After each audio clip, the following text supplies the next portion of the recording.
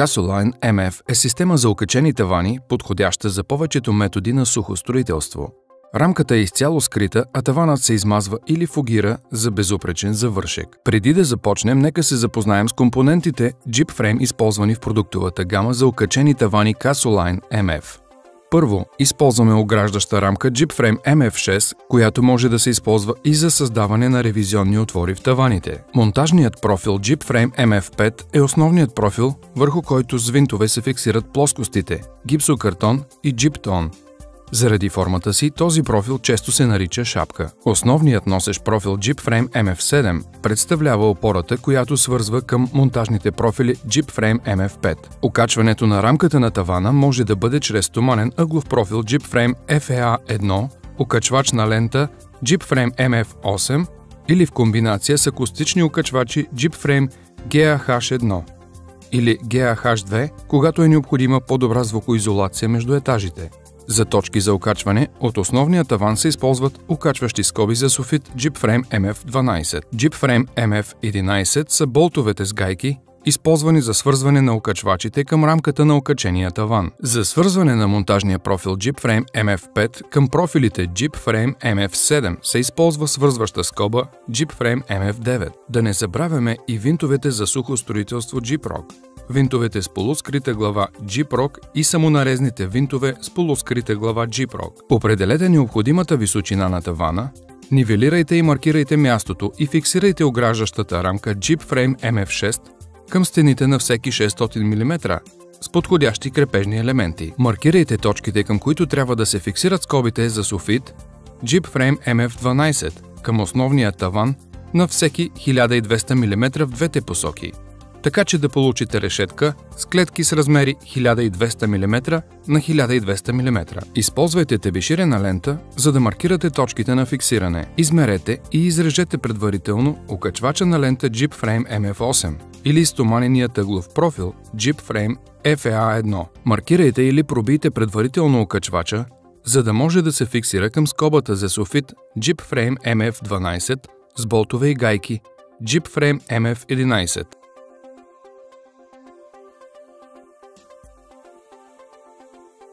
Фиксирайте окачвачите на място с подходящи крепежни елементи. Не изрязвайте и не огъвайте стоманения ъглов профил Jeep-Frame FEA1 и не поставяйте крепежния елемент на разстояние от директната му позиция, изравнена с окачвача. Този метод на фиксиране значително намалява носимоспособността и не трябва да се използва като метод за окачване. Може да се използва друг метод на окачване, при който стоманеният ъглов профил Jeep-Frame FEA1 се изрязва, огъва и пробива предварително, за да може да бъде закрепен директно към основния таван. Трябва да запомните, че използването на този метод намалява максималната носимоспособност с 25%. При тавани с двуслойна обшивка от гипсокартон, стоманените ъглови профили Jeep-Frame FEA1 се фиксират на максимални разстояния от 1200 мм. Основният носещ профил Jeep-Frame MF7 обаче се закрепва поне на всеки 900 мм. Винаги проверявайте бялата книга на интернет, страницата на British Gypsum, когато е необходимо да проверите максималната препоръчителна носимоспособност на таваните Casoline MF.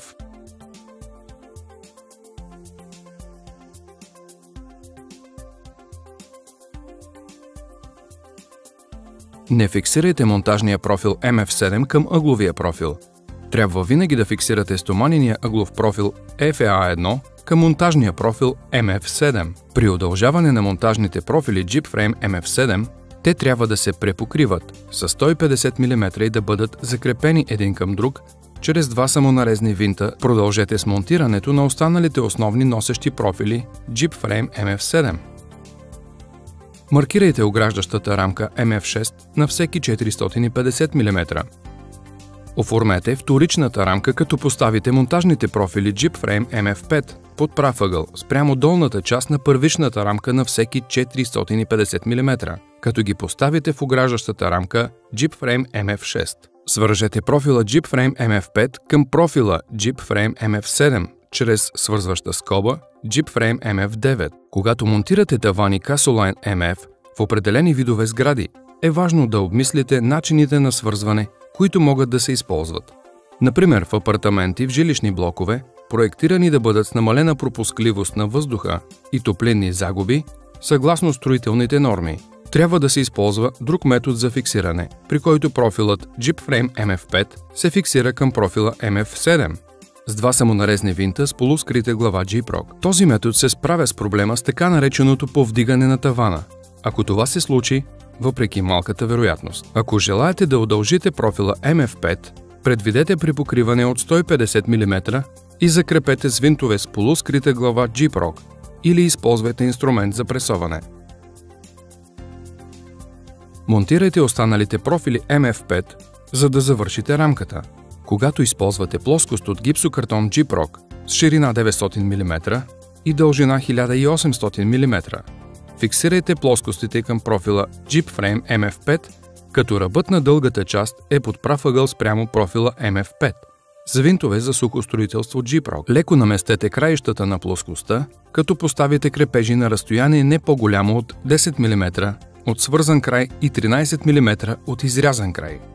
Поставете винтове за закрепване на разстояние не повече от 230 мм в вътрешната част на плоскостта и на разстояние не повече от 150 мм по краищата на плоскостта. Фугите на плоскостите се разполагат шахматно по време на монтажа до завършване на тавана. Вече сте готови. Таванът е завършен и готов за шпакловане или фугиране.